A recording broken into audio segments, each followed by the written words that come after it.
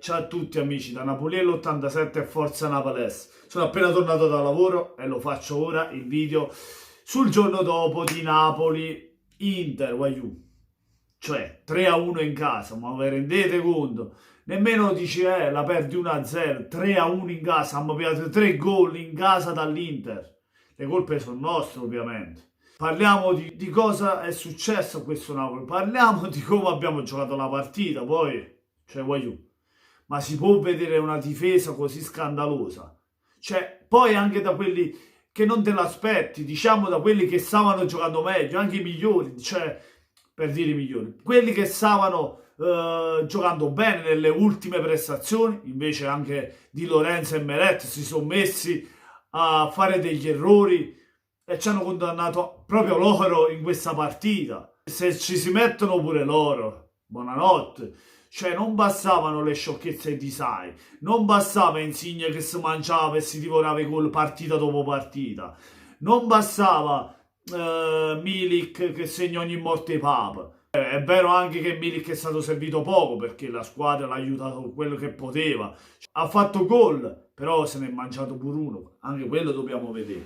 Cioè, Insigne, cioè una volta questi gol non li sbagliavi, ma chi vuoi pigliare per culo?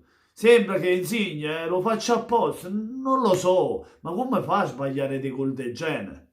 Ma Callejon un tempo da Dio, secondo tempo già scarico, già non ce la faceva più. Cioè, io non capisco.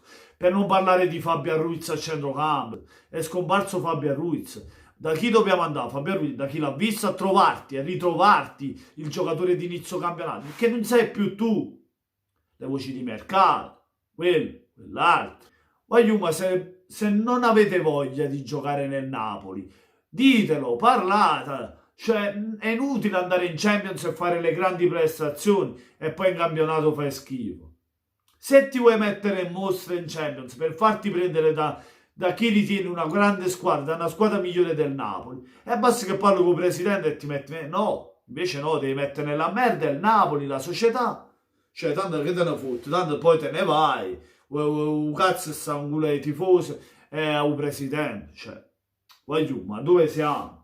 Non si può dire niente dell'Inter, l'Inter ha meritato. Ma che figura di merda mi ha fatto? Al San Paolo 3-1, 3 gol in casa mi ha pigliato. Cioè la colpa è nostra perché noi abbiamo fatto dell'errore. Prima Meret, poi Di Lorenzo, lo stesso Esai. Poi ci si mette pure Manolas che doveva essere uno dei più forti insieme a Koulibaly in difesa. Doveva esserlo. Invece si sta rivelando Lupac, pure Manolas. Pure Manolas ci si mette. Cioè da quelli che non mi aspettavo. Di Lorenzo, Meret e Manolas cioè ieri sera hanno fatto la frittata. La frittata di maccherone nel vero senso l'hanno fatto. Vai giù, ma cioè, voglio, come fai a essere positivo? Come fai a essere positivo? C'è una partita che hai vinto al Mapesse contro il Sassuolo, pensavi di riprenderti? No, invece io l'avevo già pensato, ho detto, vuoi vedere che mo perdiamo in casa? E così è stato, perché ora li conosco, ho cominciato a capire il Napoli com'è, mi ha fatto perdere così tante schedine che ci sono arrivato.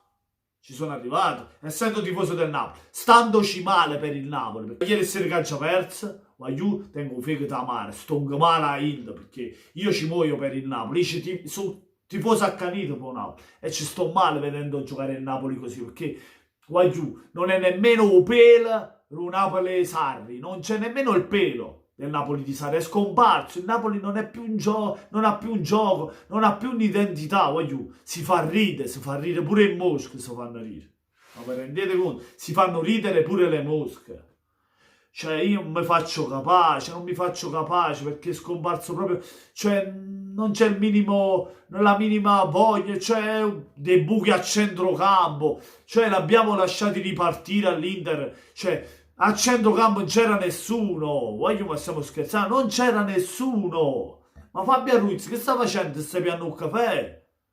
Di Lorenzo scivola, vabbè, che ci si mette pure lui. Cioè quando magari prima erano Meret, Di Lorenzo e qualcun altro a far bene, ora pure loro sono scomparsi, stiamo a posto, stiamo proprio a posto.